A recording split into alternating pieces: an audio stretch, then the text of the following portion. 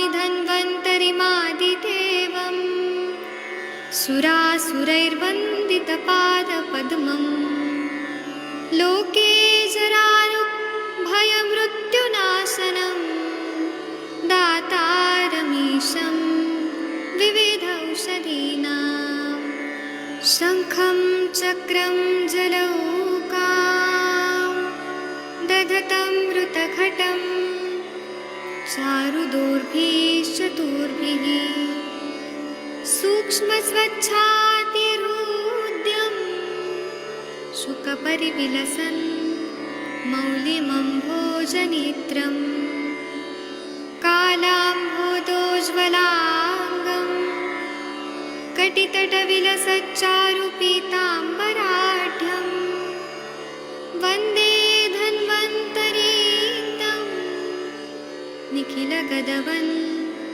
प्रौढदावाग्निलीलम् प्रौढदावाग्निलीलम् प्रौढदावाग्निलीलम्। प्रणाम सभी लोगों को। मैं वैद्य अरविंद पाठक आप सभी लोगों का स्वागत करता हूं। सभी लोगों को कोटि कोटि प्रणाम करता हूं। आइए आज हम लोग अष्टांग हृदय का उत्तर स्थान का 31 अध्याय जो शूद्र रोग विज्ञानियम अध्याय है वो हम पढ़ेंगे। आदरणीय राम सर, आप कृपया 22 नंबर का श्लोक पढ़िए प्लीज। जी सर, प्रणाम सर। प्रणाम सर। वेग सांधारणा द्वायुर्पानो अपान संश्रयम्।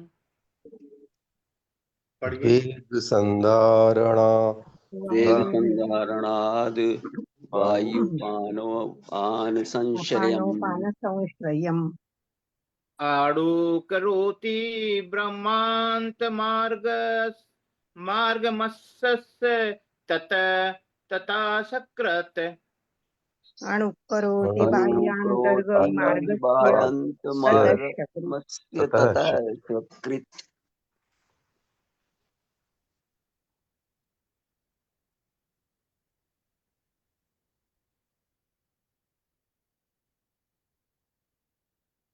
एक और श्लोक है। कृच्छानिर्गच्छति व्याधिर्रुद्रगुदो मता। गच्छति व्याधिर्रुद्रगुदो मतः। इसका हिंदी वाला पढ़िए। जी सर। रुद्रगुद वायुमल के वेग को रोकने से कुपित अपान वायु गुदा का आश्रय लेकर बाहर और अंदर के मार्ग को छोटा कर देती है। इस रोग में मल कठिनाई से बाहर आता है। इस रोग को रुद्रगुद कहते हैं। हाँ, ये बोल रहे हैं कि वायु जो है मल के वेग को रोकने से कुपित अपान वायु जो है गुदा का आश्रय लेकर बाहर और अंदर के मार्ग को छोटा कर देता है, एकदम सिकुड़ा देता है, क्योंकि वायु बहुत प्रकुपित है और इस रोग में मल कठिनाई से बाहर आता है। इसको रुद्र गुद्ध कहते हैं। यहाँ पर मतलब स्टेनोसिस जैसा कंडीशन हो रहा है, वो बहुत ही छोटा हो गया है। स्टेनोसिस पूरा नहीं हुआ है, लेकिन उस तरह से रुद्ध हो गया है। इसका टीका पढ़िए। अपानाख्यो वायरोग संधवारणात् पानाश्रय मार्ग बाह्यंतरण ऋण कुरोति तत्तस्य आतुरस्य क्रक्षेण शक्रन्यार्ति रोगो रुद्रगुदो मत। हाँ, अपान वायु जो है वो वायु का वेग धारण करने से और वायु का मार्ग आश्रय जो मार्ग है उसको रोकने की वजह से वायु जो है वो अंदर अभ्यंतरता अणुकरोति छोटा कर देती है। ततो अस्य आतुरस्य, इससे रोगी का कृच्छ्रेण शक्र निर्याति बहुत कठिनाई से मल जो है वो निकलता है। अयम रोगो रुद्ध गतो गुदो मता, इस रोग को रुद्ध गुद्ध ऐसा कहते हैं। चलिए 23 नंबर का जो श्लोक है कृपया पढ़ दीजिए। कौन पढ़ेगा? प्रदीप सर, वीना मैडम, कोई पढ़िए प्लीज। जी सर, नमस्कार। पढ़िए। कुर्यात् पित्तानिलं पाकं नखमांसे सरुज्वरम्। कुर्यादित्यं पाकं पाकं नखमासेत हरिज्वरम् तरुगज्वरम् क्षिप्य अक्षतरोगं च विद्या दुःखं च तम् क्षिप्यमक्षतरोगं च विद्यादुपनखं च तम् इसका हिंदी वाला पढ़ना है। चिप रोक के, ये पढ़ दीजिए। पित्त और वायु नखों के मांस के अंदर वेदना और ज्वर के साथ पाक कर देते हैं। इस रोग को चिप्य, अक्षत या उपनख कहते हैं। हाँ, वायु और पित्त जो है, पित्त और वायु नखों के मांस के अंदर का और अंदर वेदना और ज्वर के साथ पाक कर देते हैं, पक जाते हैं, इन्फ्लेम्ड कर देते हैं।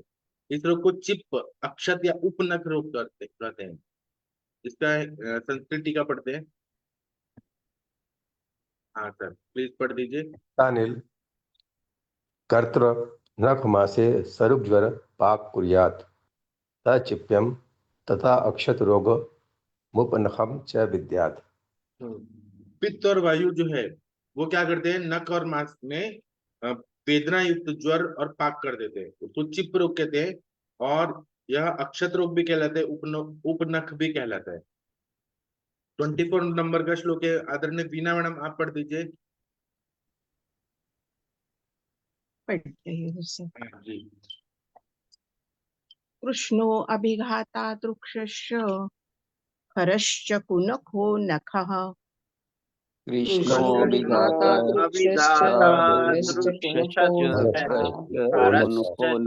कुनको नखः। इसका हिंदी पढ़ती हूँ। हाँ, कुनख के लक्षण। कुनख के लक्षण।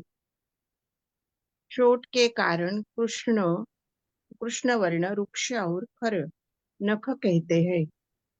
हाँ, चोट लग जाती है, नख को अभिघात हो जाता है तो कुनख कृष्ण कहते वर्ण हैं। रुक्ष और खर नख को, काला हो गया है, रुक्ष हो गया और खर हो गया, ड्राई हो गया पूरा, तो हम कुनख कहते हैं।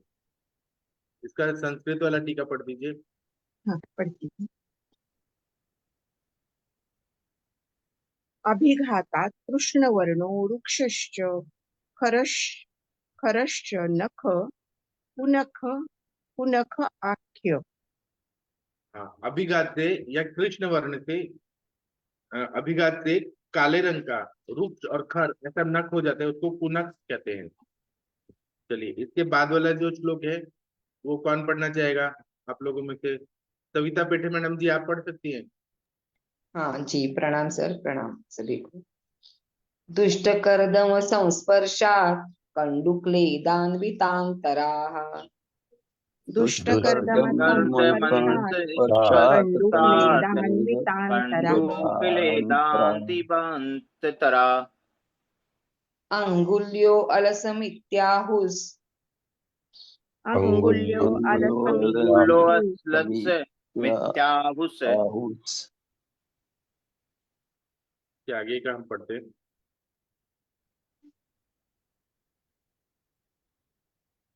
हाँ, अलस के लक्षण पढ़िए। हाँ, दूषित कीचड़ के स्पर्श से कंडू एवं क्लेश से युक्त अंगुलियों के बीच में अलस होता है। यह रोग वात रक्त जन्य है। हाँ, दूषित कीचड़ के स्पर्श से कंडू या क्लेद से युक्त अंगुलियों के बीच में अलस होता है। जैसे पानी लग जाना बोलते हैं ना, पानी लग जाता है, तो यहाँ दूषित कीचड़ अगर बहुत दिन तक रहा और साफ नहीं किया गया, क्लीन नहीं किया गया, तो यहाँ पे अलस नाम का व्याधि होता है। यह रोग, इसको जड़वात भी बोलते हैं ना मराठी में। यह रोग वात रक्त जन्य है। तो इसका हिंदी संस्कृत वाला पढ़िए। हाँ, दुष्ट कर्दम संस्पर्शात् कंडू क्लेद युतांतरा अंगुली अलसम इति वदन्ति।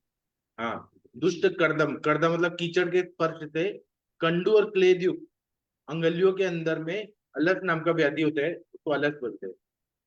25 नंबर का जो श्लोक है ये कोई पढ़ दीजिए। कौन पढ़ेगा? प्रदीप सर, आप ही पढ़ दीजिए। जी सर। तिलाम्बास्ति कालकान कृष्णान वेदानम स्तक्स्थान। इसका हम हिंदी वाला पढ़ते हैं। तिलावांस तिलाभास तिलकान् तिलकालकान् कृष्णान् वेदान् ज्ञान वेदनान सत्व वेदनाथ सत्य स्थान।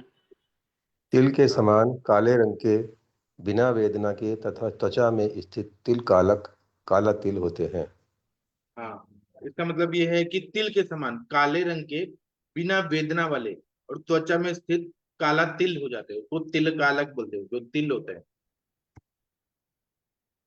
हाँ, ये पढ़ दीजिए संस्कृत। तिल सदृशान कृष्ण वर्णान त्वचा सत्स्थात स्थित काल का नाहु। हाँ, तिल के जैसे काले रंग के बिना रुजा वाले त्वक में स्थित तिल हो जाते हैं, उसको तिल कालक कहते हैं।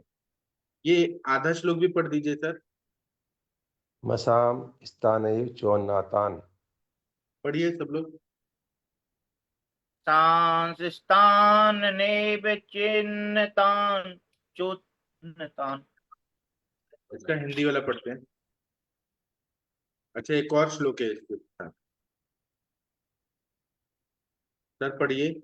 मये बस्तु अन्नत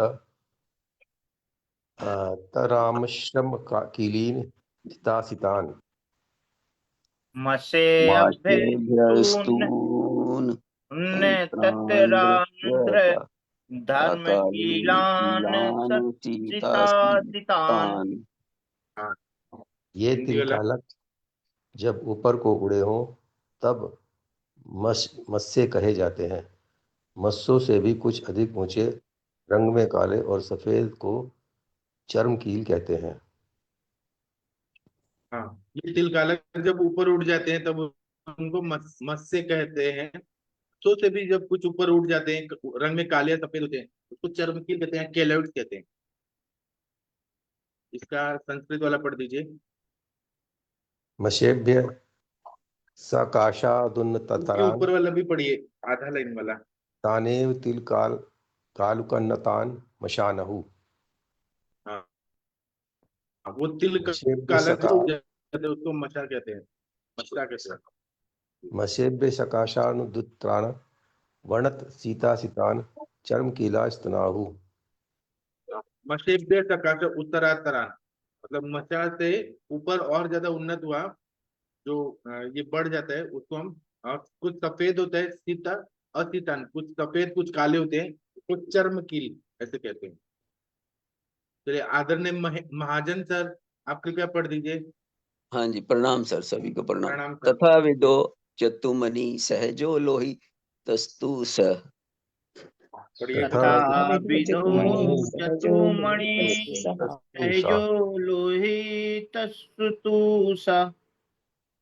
जी, इसका हिंदी वाला पढ़ते हैं। एक और लाइन है महाजन हाँ सर। जी, हाँ जी। कृष्णं सीतं वा सहजं मण्डलं लाञ्छनं समम्। कृष्णं सीतं वा सहजं मराण्डलं लंघनं समम्। लहसन या जतुमणि जो रहता है, तिल कालक के समान, मत्स्य के समान जन्म के साथ उत्पन्न लाल रंग का जतुमणि है। ये कुछ अलग अलग रंग का होता है। मैंने देखा है कि किसी को ओम लिखा होता है, किसी को अलग अलग चीजें रहती है, अलग अलग डिजाइन रहते हैं, इसको लहसन बोलते हैं। ये जन्मजात रहता है। जन्मजात काले या सफेद रंग का होता है, त्वचा के बराबर होता है, मंडलाकार को लांछन कहते हैं, इसको नेत्र भी कहते हैं। बीना मैडम, आपने देखा है ऐसा जन्मजात कुछ ऐसे निशान रहते हैं? हाँ सर, देखा है। हाँ, उसको मराठी में क्या बोलते हैं? जन्म खून ऐसा बोलते हैं। हाँ जी। लास ऐसा ही बोलते हैं, लास। हाँ, जन्मखून। चलिए ये पढ़ दीजिए सर। तत्प्रमाणो। हाँ जी। तत्परमाणो जतुमनि सहजो लोहित वर्ण अश्च आसो स्यात्। उसी तरह से जतुमणि नाम का होता है, जो लाल रंग का हो सकता है या कोई भी रंग का हो सकता है, सहज होता है, मतलब जन्मजात होता है। नीचे वाला पढ़िए। शुक्ल कृष्ण व सहज मंडलाकार शरीर सम लांछन माहु। हाँ, सफेद रंग का या काले रंग का सहज मतलब जो जन्मजात होता है मंडलाकार गोल होता है, शरीर के समान जैसे ही रहते हैं, उसके कलर जैसा, उसको लांछन भी कहते हैं। चलिए 28 और 29 नंबर का जो श्लोक है, आप लोग में से कौन पढ़ना चाहेगा? मैं पढ़ूं? हाँ, आप पढ़िए प्लीज। शोक क्रोधादि कुपिताद्वा वात पित्तान्मुखे तनु शोक क्रोधादि क्रोधादि कुपिता कुपिता द्वात द्वातान्मुखे तनु मुखे तनु श्यामलं मण्डलं व्यङ्गं वक्रादन्यत्र नीलिका श्यामलं मण्डलं व्यङ्गं वक्रादन्यत्र नलिका परुषं परुषस्पर्श व्यङ्गं शावं च मारुतात् परुषं स्पर्श व्यङ्गं द्यावङ्ग च मारुतात् पित्तात् ताम्रान्तमानीलं श्वेतान्तं कण्डुमत्कफात् पित्ताताम्रन्तमानीलं श्वेतान्तं कण्डूमत्कफात् कफात। इसका हिंदी पढ़ती हूँ एक और है, उसका एक लाइन और रह गया, और रहेगा कंडू मत रक्ताद कर। हाँ, रक्ताद रक्ताद्रकान्तं माताम्रं सोपं चिमिचिमायते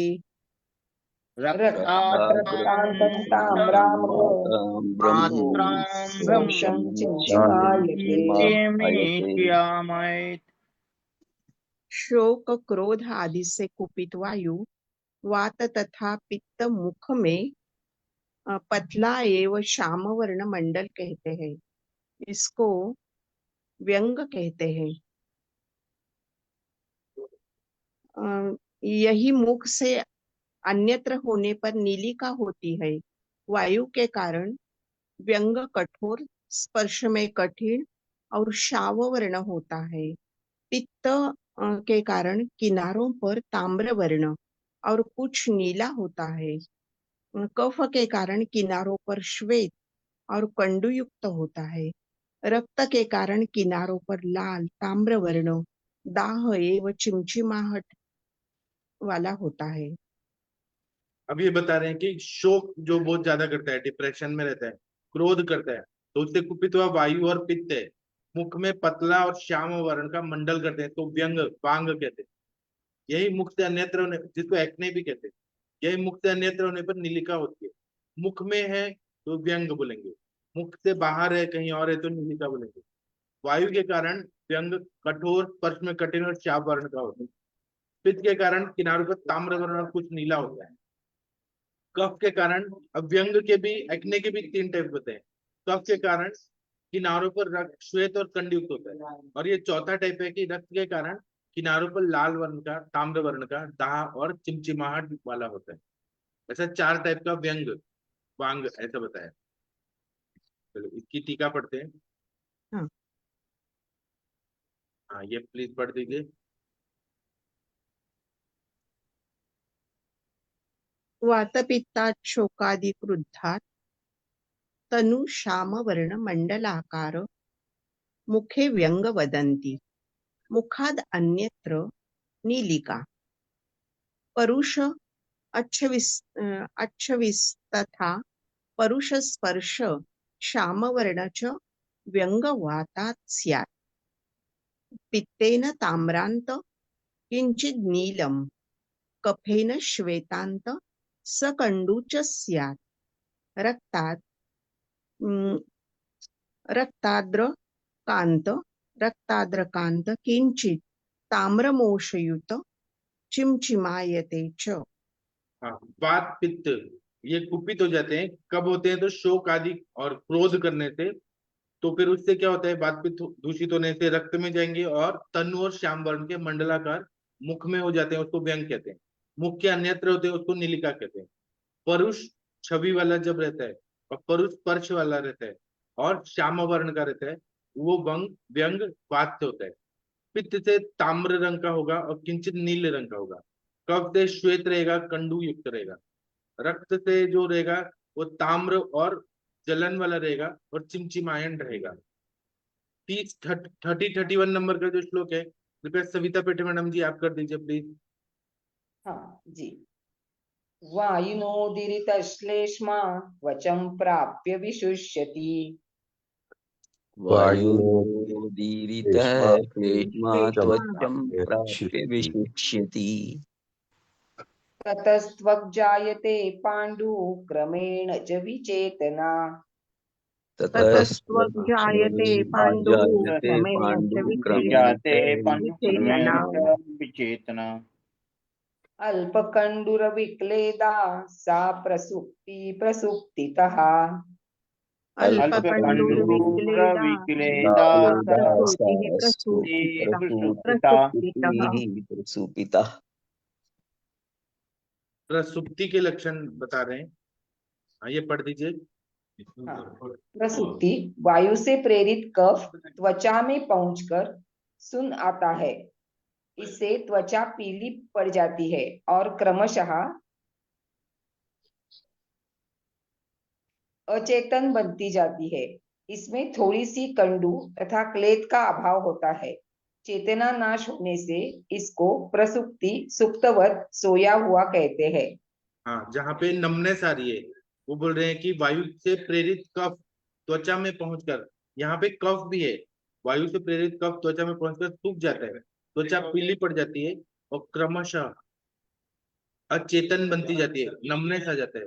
इसमें थोड़ी सी कंडू और क्लेद का अभाव होता है। कंडू भी कम रहेगा, क्लेद भी कम रहेगा।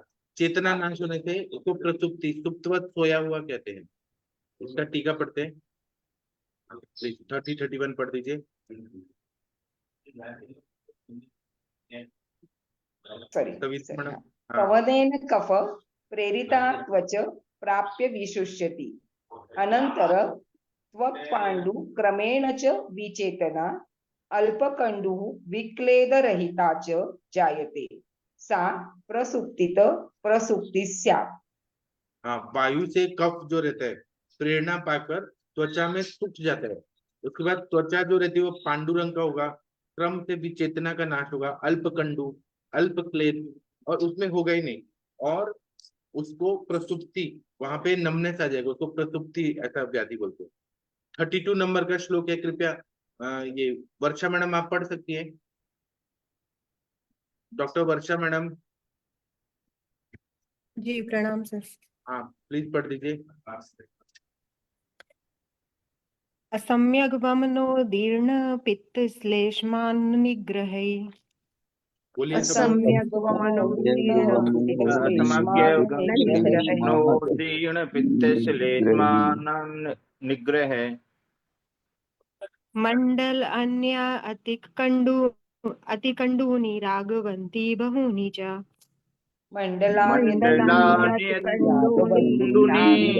राघवन्ति बहुनि च। उत्कोठासो अनुबद्धस्तु कोठ इत्यमधीयते।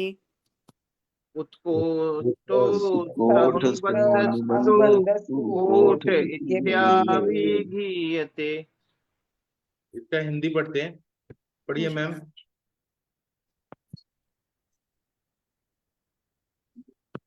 भली प्रकार वमन ना करने से प्रेरित पित्त और कफ से तथा अन्न निग्रह एवं छर्द वेग निग्रह आदि कारणों से अतिशय कंडू वाले और सुर्ख बहुत से मंडल चकत्ते होते हैं, इनको उत्कोट कहते हैं। कोट के लक्षण है, यही उत्कोट बार बार होने से कोट कहा जाता है। हाँ, अगर वमन करा रहे हैं और अच्छे से वमन नहीं कराया तो प्रेरित पित्त और कफ से वो क्या होता है कि अन्न निग्रह या छर्दी विग्रह, ये भी कारण से अतिशय कंडू वाले बहुत सारे मंडल चकत्ते होते हैं, रैशेस होते हैं, उनको उत्कोट कहते हैं। और यह उत्कोट बार बार होने से कोट कहा जाता है। इसी की टीका पढ़ दीजिए। असम्यक असम्यक वमनेन प्रेरित पित्त श्लेष्म अन्न निग्रहैर मंडलान अतिशय कंडूनि लोहितानि बहूनि च उत्कोट स्यात्। स एवानुबद्ध कोट इति उच्यते।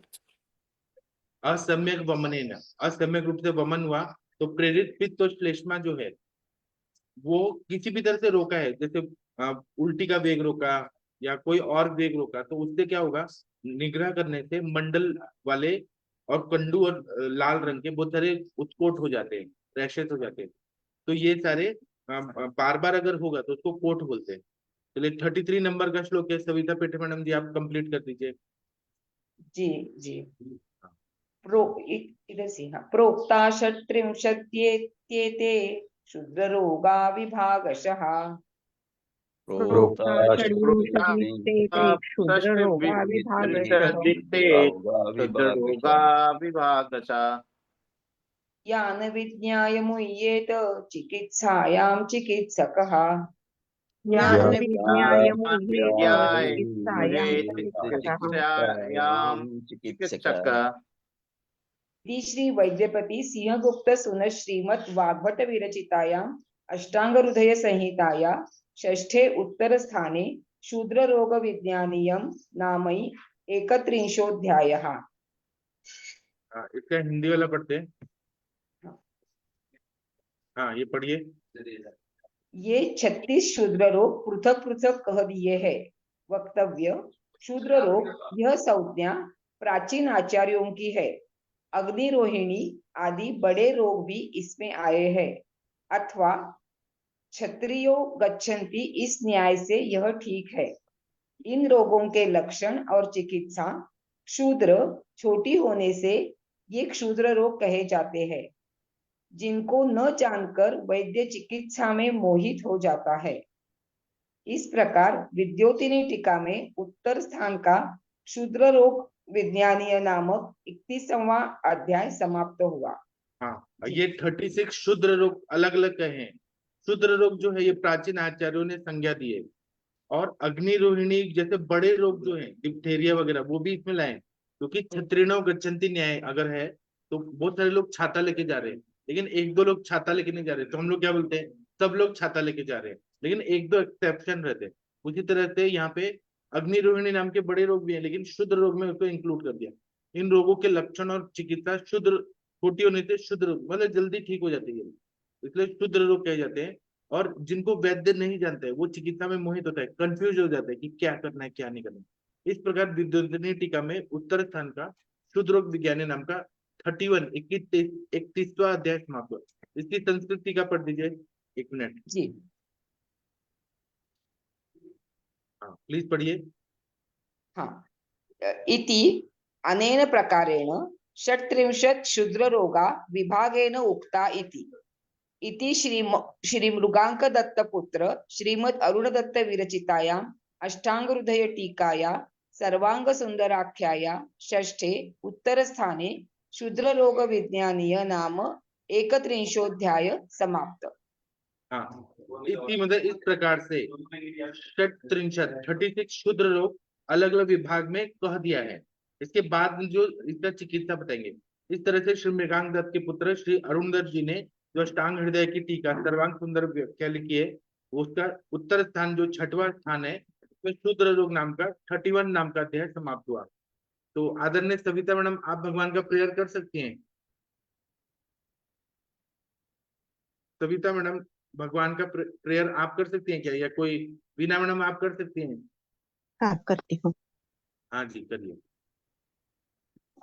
उसके पहले पूछो क्या कुछ, आरती हाँ, मैम पूछिए। को विरेचन लिया था तो कुछ फोन आया था, उनका तबीयत अच्छी है उनकी? नहीं आया था, नहीं आया था। नहीं आया था, अच्छा। मैं वेट कर रहा था, लेकिन वो ठीक हो गई होंगी।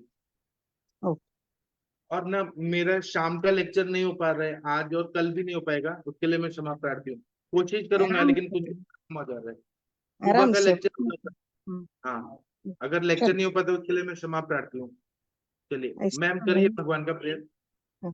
अधरम मधु, ये मधुराष्टक मैं बोल रही हूँ। अधरम हाँ, मधुरम वदनम मधुरम शयनम मधुरम हसितम मधुरम हृदयम मधुरम गमनम मधुरम मधुराधिपतेः अखिलम मधुरम वचनम मधुरम चरितम मधुरम वसनम मधुरम पलितं मधुरं चलितं मधुरम् अखिलं मधुरं मधुराधिपतेः अखिलं मधुरं वेणुः मधुरो रेणुः मधुरा पाणिः मधुरा पादौ मधुरा नित्यं मधुरं सख्यं मधुरं मधुराधिपतेः अखिलं मधुरं शीतं मधुरं पीतं मधुरं भक्तं मधुरं सुप्तं मधुरं रूपं मधुरं सुखं मधुरं मधुराधिपतेः अखिलं मधुरम। Thank you sir. Thank you आपका। अगर शाम को सेशन होने का टाइम होगा तो मैं आप लोग को इन्फॉर्म कर दूंगा ग्रुप में। थैंक यू, प्रणाम सभी लोगों को। हम फिर मिलेंगे। थैंक यू, सभी का दिन शुभ हो, ऐसी शुभकामनाएं। थैंक यू, प्रणाम।